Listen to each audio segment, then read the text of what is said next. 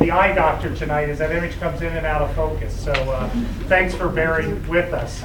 My name is Tom Birding, and I'm the chair of the Department of Art History, and Design here at Michigan State. And I want to welcome you to the, I don't know if it's the 19th installment or what have you, but it's close to nearing the end of our academic year. And we're pleased to welcome an artist tonight and what has been about 20 visitors this year in a really wonderful program. Tonight specifically, it's my pleasure to introduce Diana Guerrero-Macia. Diana is best known for her hand-sewn paintings constructed from wool, leather, fabric, and neoprene that manipulate text from album covers, street signage, and newspaper headlines. She has exhibited her work broadly and has an extensive and impressive resume. I'll highlight a few of her accomplishments here for just a moment. Her solo shows include exhibitions at Art Space in San Antonio, the Museum of Contemporary Art in Chicago, Bodybuilder and Sportsman, and Forum for Contemporary Art in St. Louis, Tony Witt Gallery, and Treywick Contemporary in Berkeley, California. Group shows include the Pera Museum in Istanbul, the Bronx Museum in New York, Arena in LA, and the Denver Museum of Contemporary Art, and MoCA in Detroit. She has also created several public art commissions for the Public Art Fund in New York City and the Chicago Public Art Foundation. She has presented artist lectures at various prestigious institutions across America and the globe, quite frankly. She is also an associate professor in the Fiber and Material Studies Department at the School of the Art Institute of Chicago. Deanna earned an MFA from Cranbrook Academy of Art here in Michigan and a BFA from Villanova University. She also studied at the Skowhegan School of Painting and Sculpture. She has been awarded a Lewis Comfort Tiffany Foundation grant, multiple residencies at McDowell Colony, a senior residency at Oregon College of Art and Craft, and a letterpress residency at Penland School of Crafts. She lives with her husband and son in Chicago. Please join me in welcoming Diana Guerrero-Macia.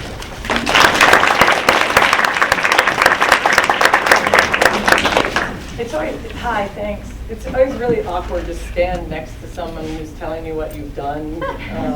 But thank you very much. It's a pleasure to be here. I've had a good time so far. I've had some wonderful hosts and having this kind of great moment. So the thing with the projector is you're seeing all these, I think it's a little blurry, but we're leaving it at this because this is like the best case scenario I think you're gonna get, but that's fine. So, hi, I'm supposed to talk to you about my artwork. I'd like to start, if you would permit me, I'm gonna read a little bit from a statement of my own art statement, and then hopefully just talk. So with hybrid materials bringing into conflict histories of modernism, craft, collage, textiles, and painting, my work suggests a new relationship between these histories. I make surfaces and objects that question their own classification while referencing literary and scientific representations of archetypes through my interest in abstraction, design, and semiotics. Among a myriad of references my work reveal, in no particular order, 15th century philosophical attempts to describe universal expansion, subsequent order, the connectivity charts and maps, hyper-sentimental iconography, rock and punk rock music graphics, sports ephemera, psychedelia, anarchist icons, firearm targets, color wheels, and last but not least, Bernini's St. Peter's stained glass windows. New Pope, that's a whole nother conversation I will not enter today. So the uncertainty of signs is a working title of my newest body that includes 3 different projects. The Uncertainty of Signs was an exhibition that I had a solo show at Three Walls Gallery in Chicago in November, and I'm currently reconfiguring this group of work for a solo show at the Elmhurst Museum that will open in May. So it's sort of a continuation of my longtime interest in the mutability and the latitude of language and symbols when shifted in context and placed in proximity to familiar iconography. What what can we actually see. It really is blurry. That's a bummer. You guys should come up here and look at these. So the first, like this group of work it's actually 3 different discrete bodies of like types of work within this category. And the first is a series of large textiles that I've made, and for this show there's 6, and I'm actually making 2 more. So eventually, this is sort of an ongoing project of textiles that will hopefully have, I don't know when it will end, but each one is quite large. These are like 108 inches by like 72. And I wanted to make these textiles that would reference the heroic and histories of large tapestries that were once favored, by the kings,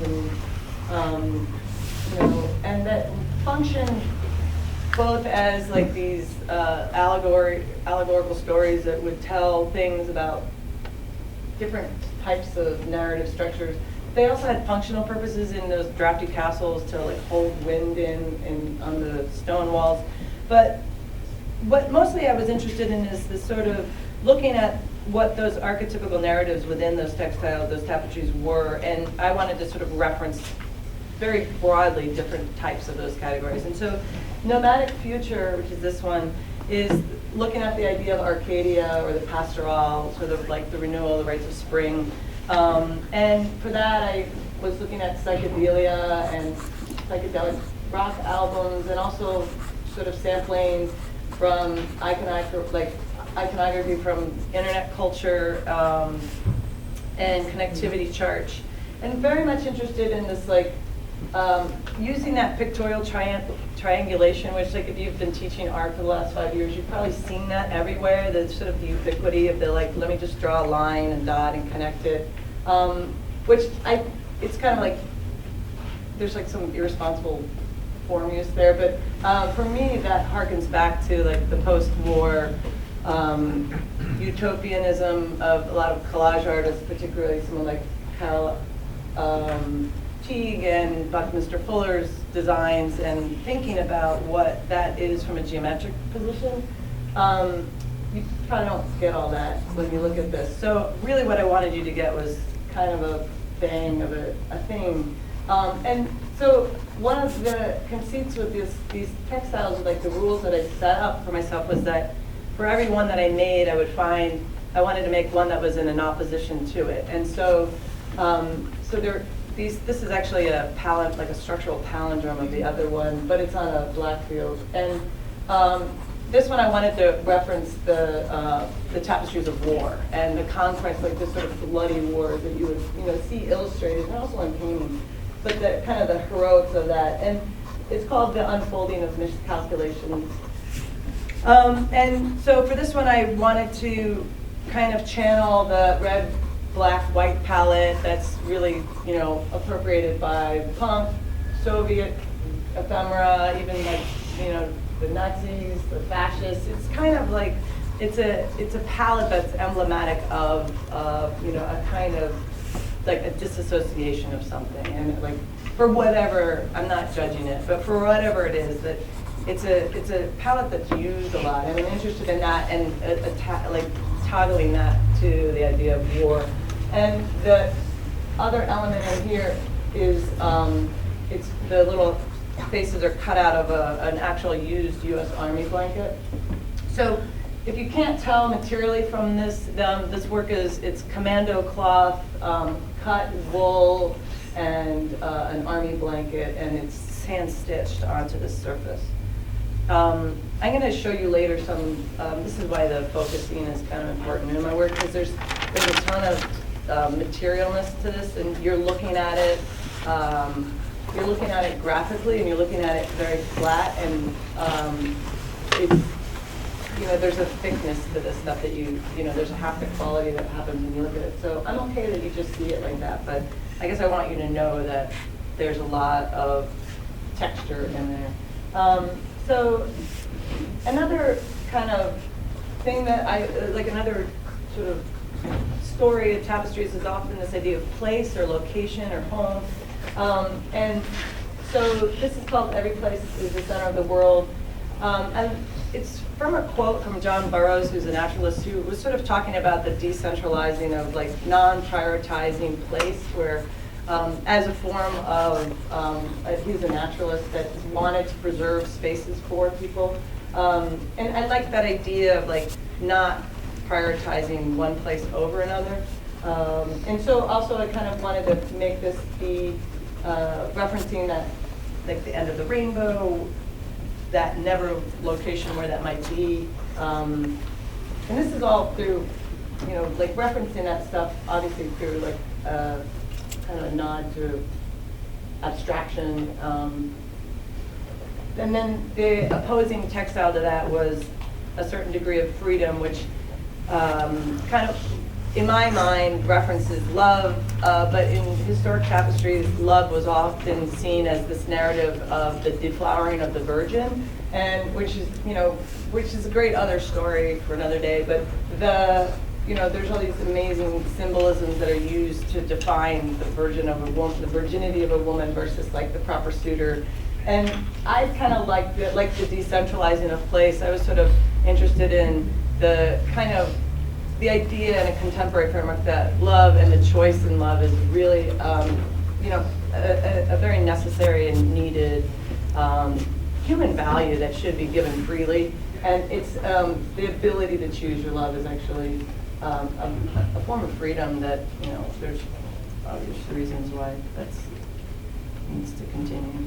So this is the work installed, some of it in the Three Walls gallery space. And if it wasn't blurry, you could see the stitches. So on those, can you guys see the stitching on that and the material? No. Anyway, that's my detail.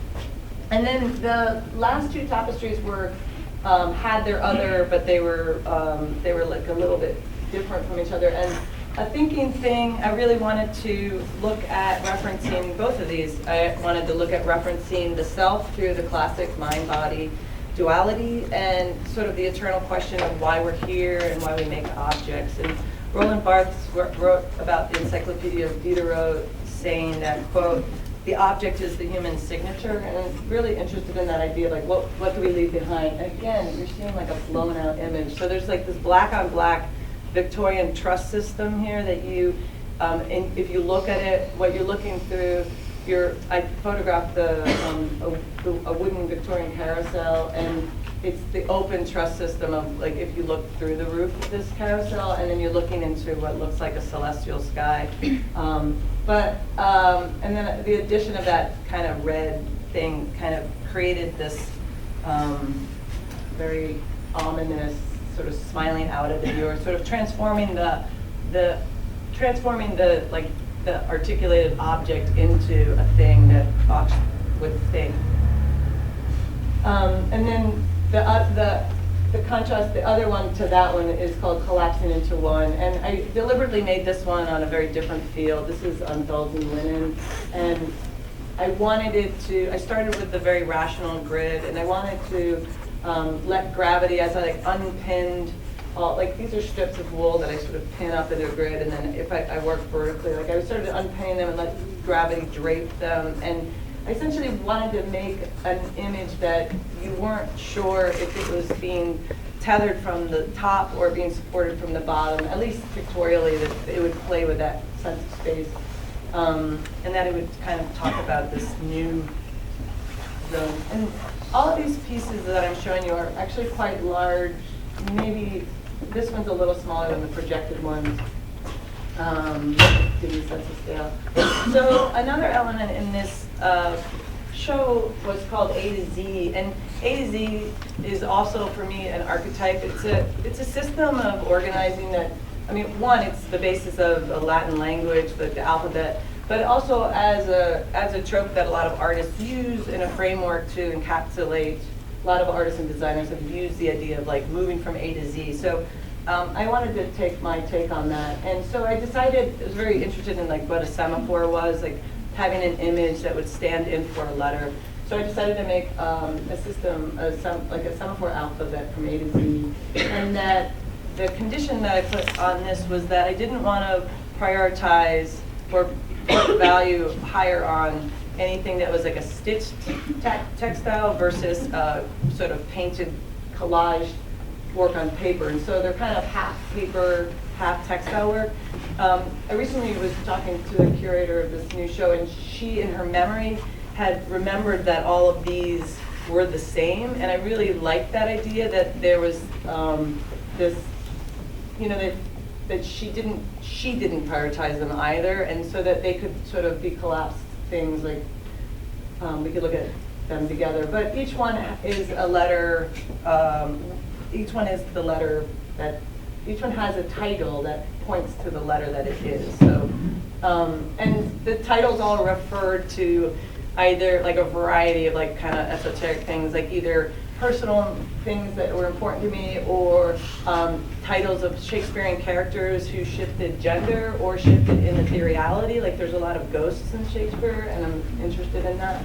Or there are also titles that were referencing nicknames for cosmic phenomenon or nicknames for marijuana. So they're like all those different types of titles kind of embedded together, again, without like a hierarchy. So that's Dirty Snowball, Ellsworth, Freedom, Gunny Sack, My Baby Sees Ghosts, Nick Bottom, and Ophelia. So that's like, if you can put those letters together. And then Joe, Keeper. The A is the only letter in it, and that was intentional, and that one's called Language Gone on Holiday. Flag of the Pirate Revolution, Some Picnic, and The Salt Factory. That's sort of reading those to you guys.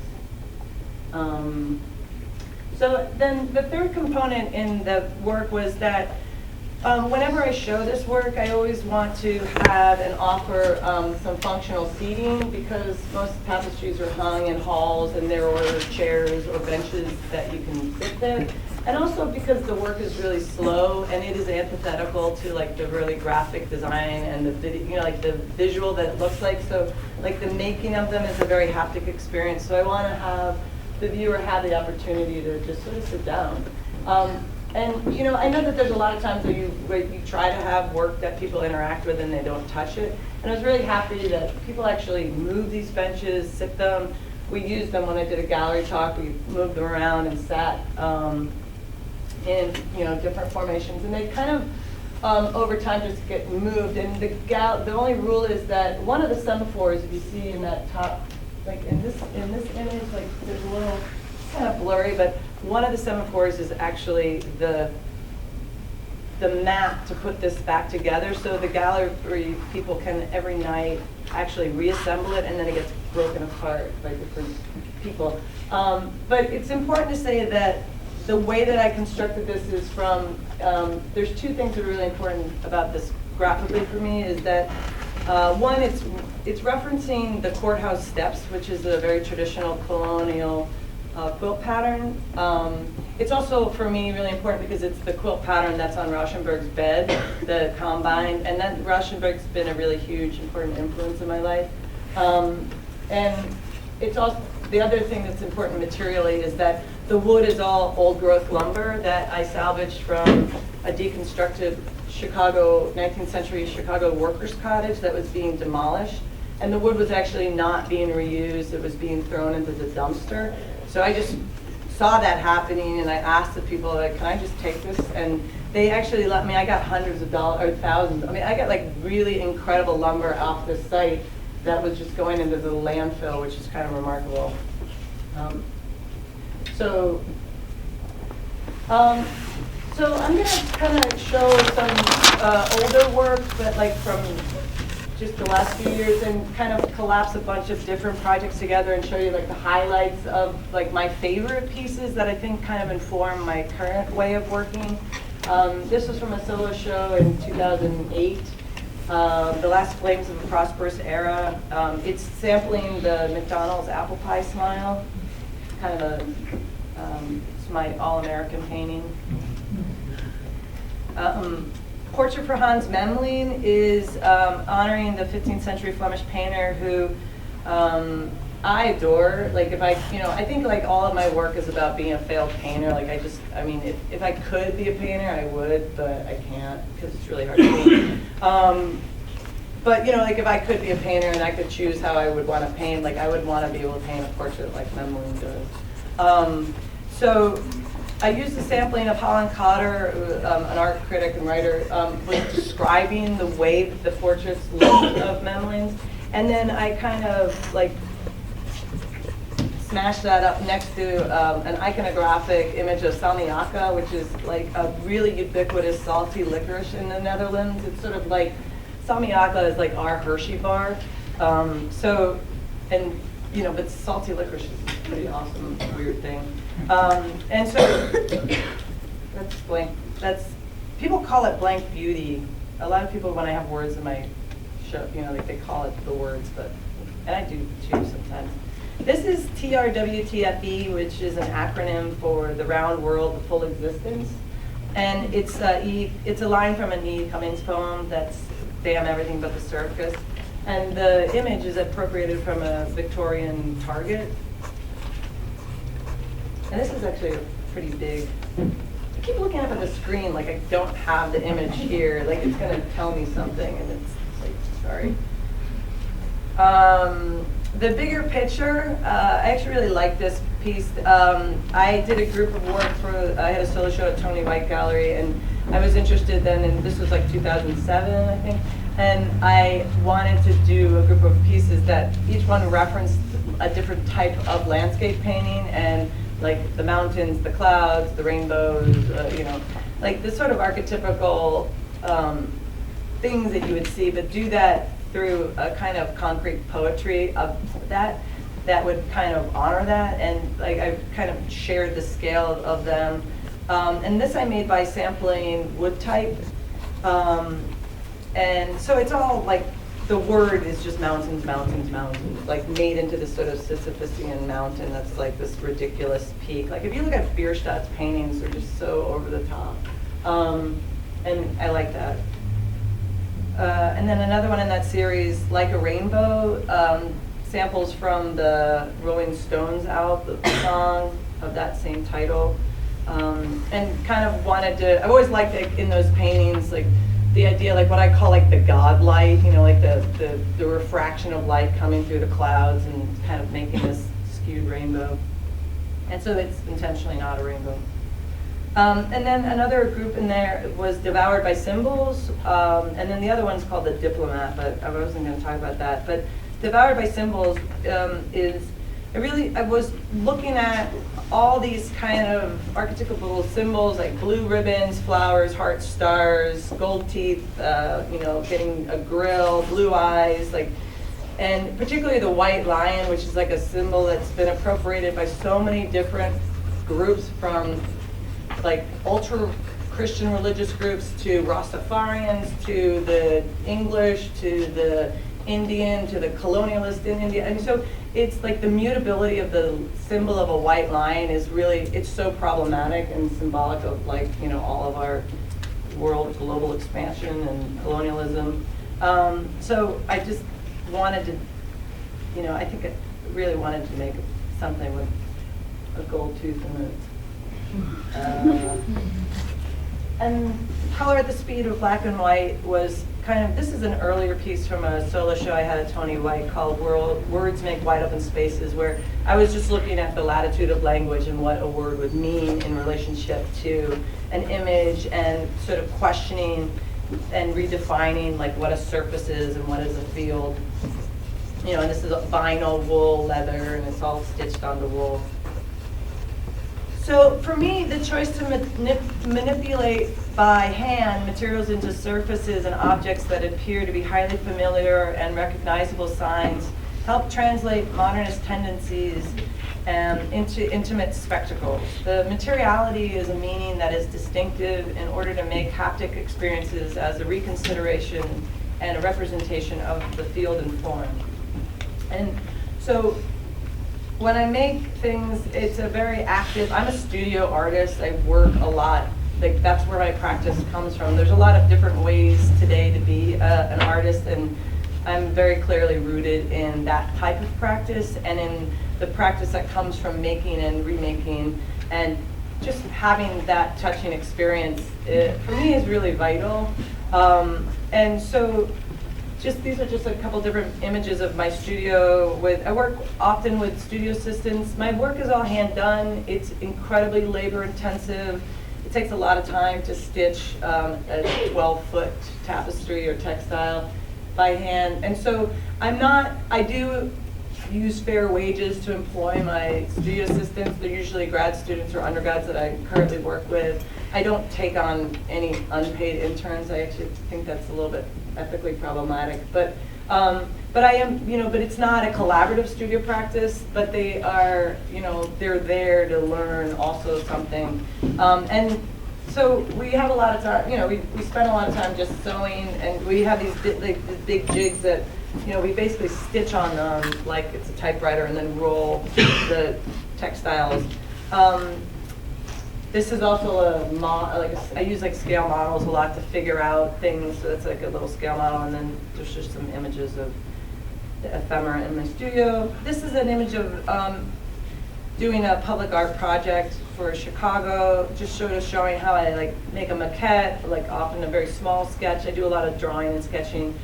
I do use a lot of digital tools, but I never make any final decisions digitally. I find in terms of composition, particularly when I'm shifting a scale and I'm making something that's radically bigger than what it is that I'm composing, that all of the decisions always end up being made in real time, which means I make a lot of paper drawings, and I actually end up cutting out and changing my work a lot, as it sort of adapts itself. Because for me, it's I'm not just interested in designing something and then making it.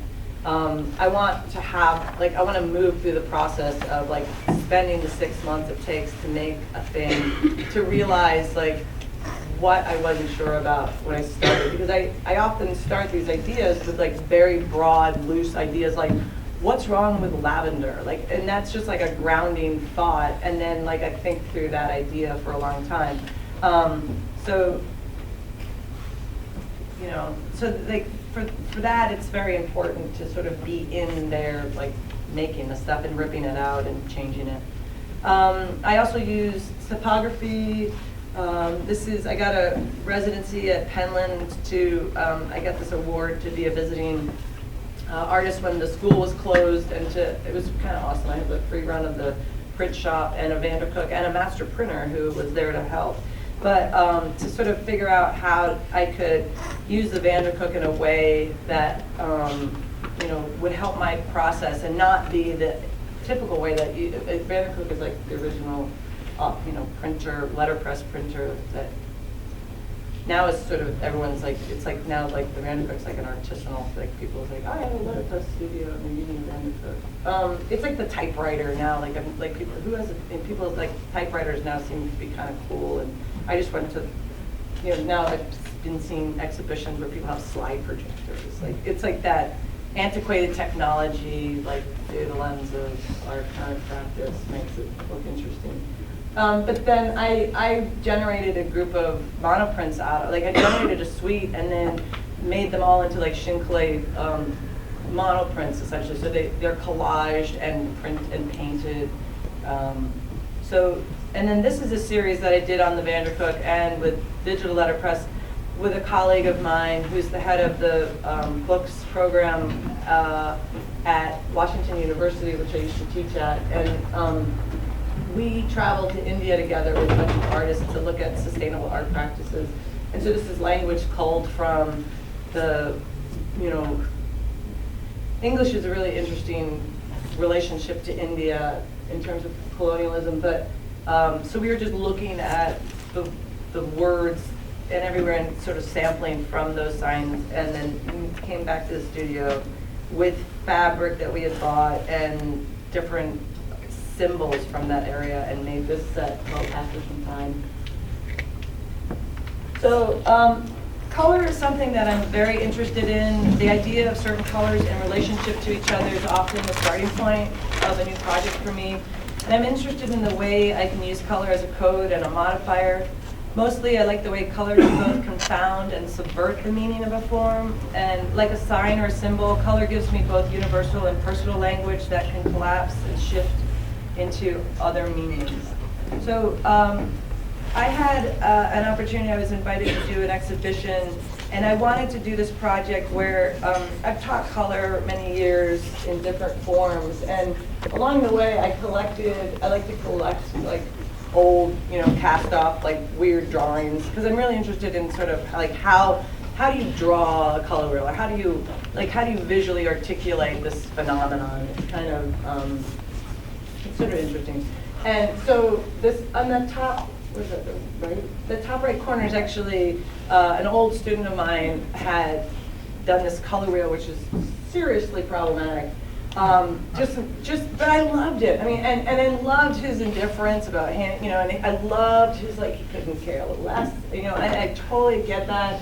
I couldn't care less about color when I was taught it, because I think color's taught really problematically most of the time. So, but I asked him, I said, Dennis, you have to do this over, but can I have your color wheel? And he's like, absolutely. So I held on to it for many years,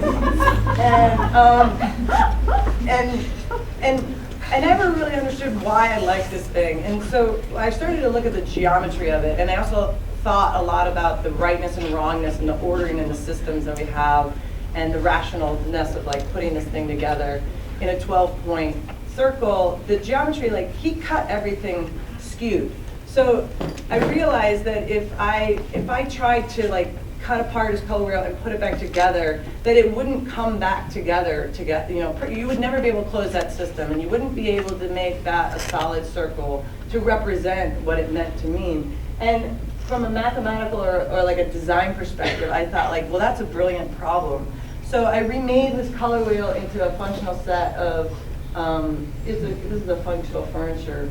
And again, this was like another piece that had sort of like people could interact with it, move it around. Like at the openings, people were like diving on it. Now this isn't a collection, so I think they have it like in a room, and it's like stanchions around it and things like that. But it has been exhibited a couple of times, and they do allow people to play with it because it's all graded. It's it's on 300-pound casters. It's made out of 5-ply plywood and rosewood laminated, and the upholstery. It's all graded industrially for like if you can humans up the you can sit on these things, and it's a very structurally sound object.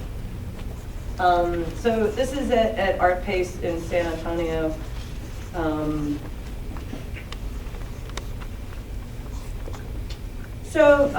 I do collaborate sometimes, and this one I had an opportunity. My husband and I were invited to come to Harold Arts, which is in Chester Hill, North Ohio. And Harold Arts is a really funky, bohemian kind of summer residency program, kind of like aligned with Skowhegan, but like Skowhegan in like 1910.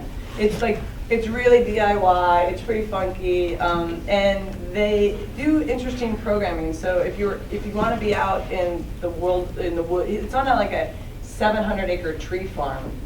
And there's actually another residency that came out of this called Acre Residency in Wisconsin, and I'm telling you guys both these things because I think they're both really great summer programs for students to do. So Joe and I got invited because Harold Arts is specifically like music and art, and my husband's a professional musician, so it was like a kind of rare moment where we're like, oh, well, we could go and collaborate and do something. And we had no idea what we were getting into. We didn't know how rough the place was going to be, which was fine, but we had a 1-year-old with us at the time, who's now 3.5. But so we were kind of like, all right, so we sort of like very quickly threw together this collaboration where we found, they had just recently, the Amish who lived nearby had just recently built a barn. So we scavenged a bunch of this wood left over from the construction of this barn. And we had built, we built this large target. I did bring with me my archery set, and Joe brought with him like a bunch of sampling and his drum kit and a bunch of different things. And we spent time like basically sampling sounds from the area, building this thing, and then we ended up doing a performance where what we did was we contact mic'd the target and the bows and started doing loop samples, basically letting the two archers, myself and Billy, who was the groundskeeper, shoot at the target. And there was like a predetermined set of variables, like depending on where we would, our arrow would hit, it would trigger the musicians to play a certain type of song. So the archers were actually making the music composition, and they were playing for us. And then there was also like they were sampling the feedback of the arrows hitting the target. And so it was creating this really great, like kind of melodic but cacophonous sound in this is like their music studio there. And then Phineas, our son, was on the mic, and he just kind of was doing his like free jazz stuff like, every once in a while, adding something. That's a project I actually wish we'd like to revisit. That it's like it was done kind of in a very fast fashion. So I just have like I don't even know how much time I've been talking, but 31 minutes. I'm talking really fast. Oh, I'm sorry. The Beautiful Game is a couple different projects that I did a few years ago based on my interest in soccer and football as a universal sport. And it's like another archetype of kind of, for me, like the idea that there's like not too many things in this world that we all agree on. And there's really not too many things that more people, like the majority of people do. And soccer, I'm pretty sure like being a participant either as a fan or as an active athlete in football or soccer puts you in a category above any other, like percentage-wise, of human beings doing anything else, I think, except for having sex. Because it like, it crosses all disciplines, it crosses religion, it crosses like all sorts of political and social barriers, economic barriers. So like I got really interested in that as, this like grounding point of like what do people like and soccer also is the metaphor of war, and it's like people's allegiances to soccer and their regional allegiances and and historic allegiances are so powerful that it's really remarkable, and it is this like thing that gets played out in all sorts of different ways. And so I was also interested in the sort of utopian thinking of Buckminster Fuller and his buckyballs, and like the soccer ball, at least this kind of soccer ball, which is different than like the kind that they use now. But this would be like your classic 1970s, 80s soccer ball with like it's a Archimedean solid. It's it's like a icosahedron, and that it like when Bucky flattened his systems to like those things to like make these Dymaxion maps, it was sort of this way of like looking at the world in a different way. So I basically started collecting. I was at McDowell Colony, and I just started going to like soccer places and asking coaches. Like I just started gathering all these old soccer balls and kind of cutting them up and flattening them. And none of this I did digitally. Like, I thought if I did this digitally, it would be really boring, and I could control the way that they would flatten. So I would like doing them in real time, cutting balls up, and then sort of seeing how they would land. And so the ones that I really liked, like one of them, is actually the replica of one that had gotten moldy on the inside. So I remade these things, kind of looking at the actual objects. So there was also like some collages, like different, like that little paper collage in there you can't really see too well, but it's like, it's an image of like all these World Cup soccer players, like the moment that after they scored. So, because it's pretty rare to get a goal in soccer. And so it's called 32 Expressions of Joy. And so the other thing I was interested in terms of color interests about World Cup soccer was that the labeling systems of, the soccer jerseys and the patterns and the things that people so vehemently subscribe themselves to during World Cup, it gets collapsed because there's too many overlaps in color patterns. So there's some sort of arbitrary association of like randomly assigning certain countries' colors that sometimes are aligned with their team uniforms and their flags, but oftentimes they aren't. And there is this really nice correlation and coincidence that there's 32 sides to an icosahedron, and there's 32 teams that qualify for the World Cup every 4 years. And so I like that as like 32 as this magical number. But these, I don't know if you can see, but these are drawings of basically me going through the catalog of the World Cup. I think this is 2004 catalog or 2002. This project was done in like 2007 or 2000. I can't remember, 2005 maybe. But it's me drawing word drawings of all of the descriptions of, like, it says like blue socks, brown, black lines. Like, it's just a translation of what it looks like, and it's all done in black and white. So after I did that project at Art Pace, I got invited by the Public Art Fund in New York City to do an outdoor project, and it was pretty exciting because it was actually the same time that the Olafur Eliasson's waterfalls were getting installed in New York, so I was kind of psyched about that. And so they were like, well, what would you like to do? And I said, well, I've been flying these soccer balls, and I wanted to like sort of do that through the lens of Carl Andre, and like, what if I made this into a floor piece? And so this is the proposal that I sent the curator, which she really liked. It's actually one page that just gets flipped. It's like 5 different pages that you peel away, so you're sort of seeing a non-stop motion of my collages. But what, my original intention was that it would look like a soccer ball that got kicked and like splayed out onto a green grass field. A couple lawyers and like a stack of papers and all these different problematic things about tripping hazards and public spaces. They ended up settling on actually putting this on a bed of gravel, which like really bugged me. But somebody told me, like, don't point out the things that you don't like in your artwork during your talk, which is exactly what I'm doing. But it's just something that I just didn't really like. But I did, this had to exist outside. So basically, the substructure is it's a stainless steel, and it's all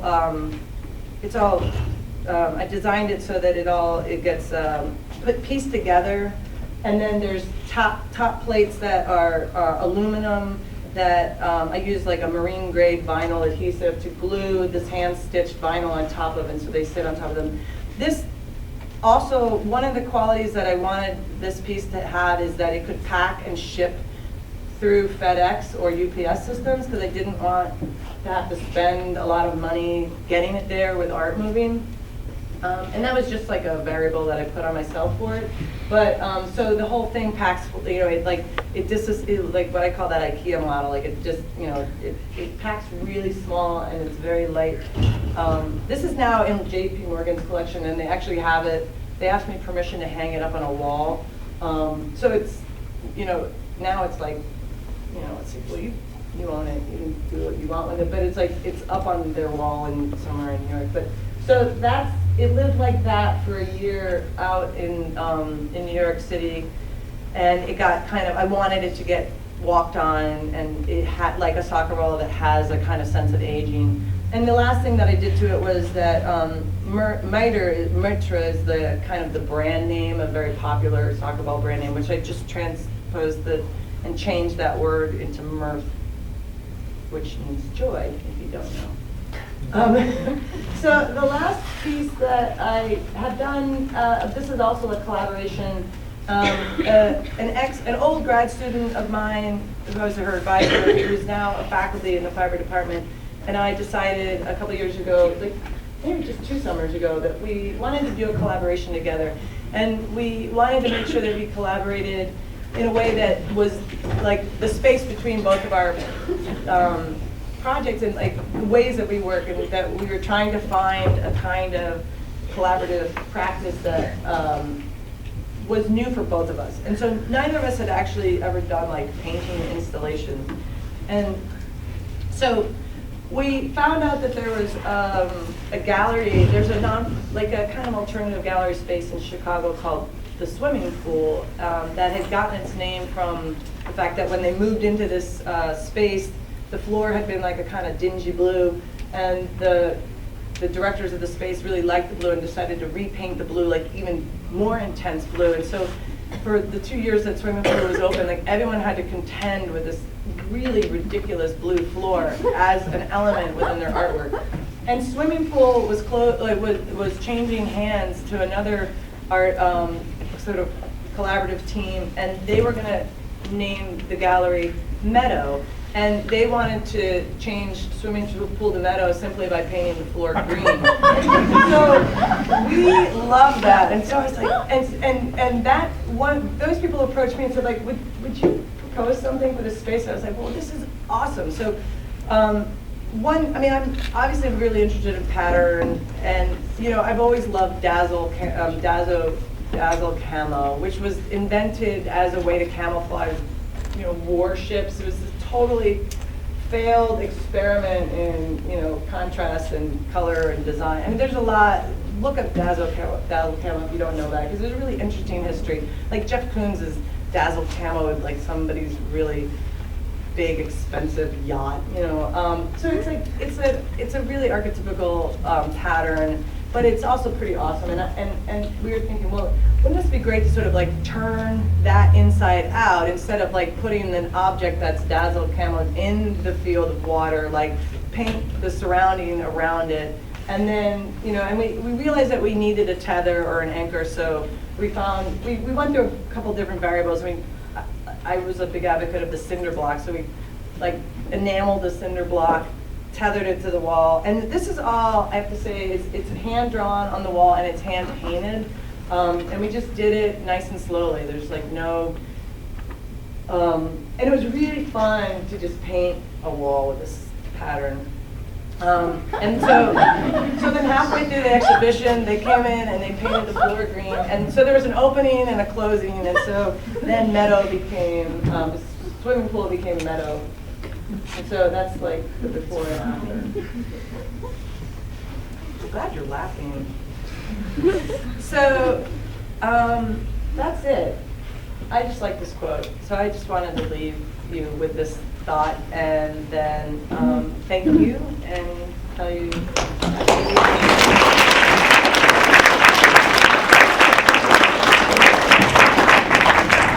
A rainbow in the sky and a painted scene make their impression upon the mind. In the essence are other than what they see. The seventh Dalai Lama, Song of the Immaculate Path. That's the quote. Just a few questions.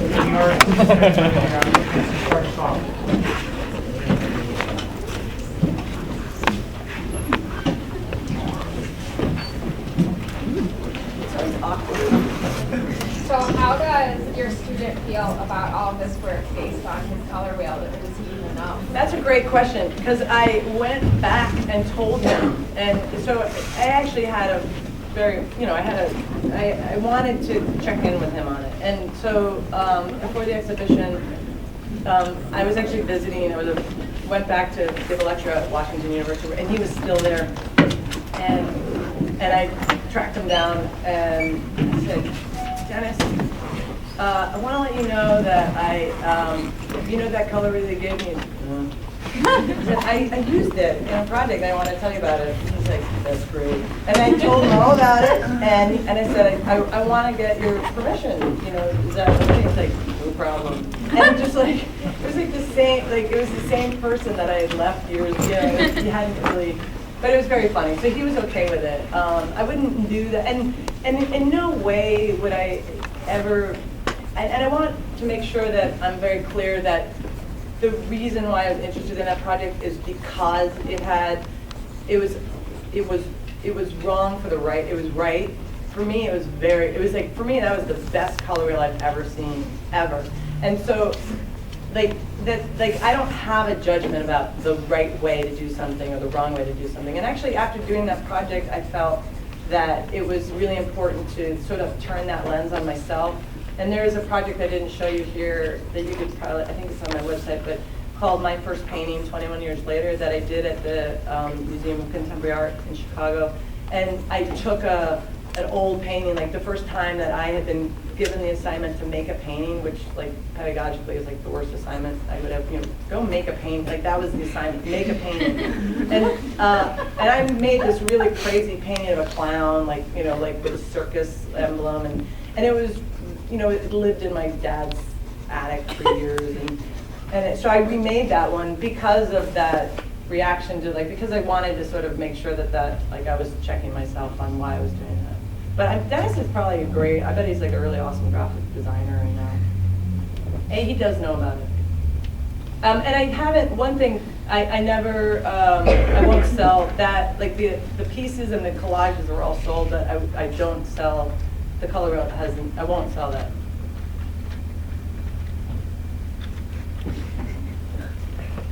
Anything else? What's wrong with lavender? Oh, I'm fascinated with lavender. It's like my, I like lavender. And I think because I'm old enough to like it. And I had a professor in college who told me that anyone under 30 shouldn't use pink or lavender. It's like, really?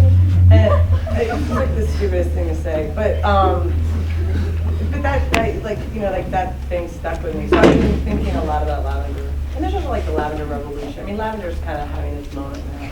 I'm going to bring back lavender. So you were talking about how a lot of your inspirations are things like punk rock or whatever that sort of tinker with Lucinda's narrative, and you seem to you play with this the fabrics and interconnectedness and stuff. How often does that tinkering kind of go out into the world, and then in what ways does it come back to you? I don't really understand. I mean, I like that thought. I don't really understand what the question is. Like the tinkering of what? The effects of your tinkering. Like you do this art, you do this work, and you've got something in your mind, and you create these textures. You blast them out there in the world, or whatever, and then people, come across it, and like I've got a synesthesia, so like texture and visualization and audio and tactile is all like kind of intertwined. So I see your stuff. I really want to see the stitches. Mm-hmm. So then when I'm not alone, and there's all kinds of people out there who are seeing all this texture, and they're like hearing your work, and they can see your part where you had the faces. And I can see like the social media, and I can see like this clustering, it looks like you have a target market there, all these ideas that you have out there. How often do people like stop you and come back and give you something in return for that?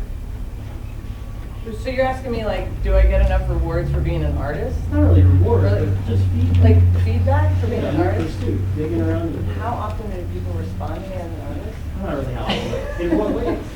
I mean, like in what way? I guess like I get feedback when I exhibit the work. People talk to me about it. I mean, mostly genuine, and mostly people say good things. I mean, I feel like there's a subtext to your question. Like, am I getting enough out of my practice? I don't really understand. About what you're maybe not quite. Hey, you're doing good. Way to go, boy. You mean like, do I get critiqued by like strangers that I don't know? I guess. I mean, obviously you No. do. But No, but if they want to talk to me, they did you will. get inspiration then to ask other questions and do more tinkering in other ways? Oh, I'm inspired all the time. Like who's not inspired? Like everything's inspiring. Of course I get inspiration. I mean, I don't get a solipsistic inspiration constantly only from myself. That's kind of stupid. But I get a lot of inspiration from other people's. I get more inspiration from other people's art than from my own art. And it seems kind of egotistical to only be inspired by the compliments and the conversation that you get from people telling you about what you've done. I don't work that way. I mean, that's just, so I'm more inspired by like art in general, like just everything that's being, what's out there. Is that okay?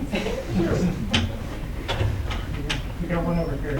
Yeah. Why do you choose to work with fabric instead of like cutting out paper? I do cut out paper all the time. Do you have a preference?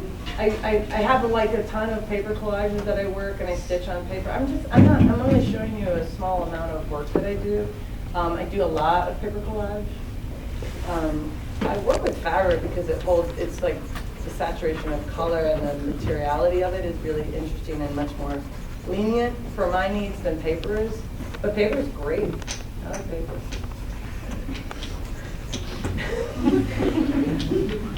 Great. Thank you very much. Thank you.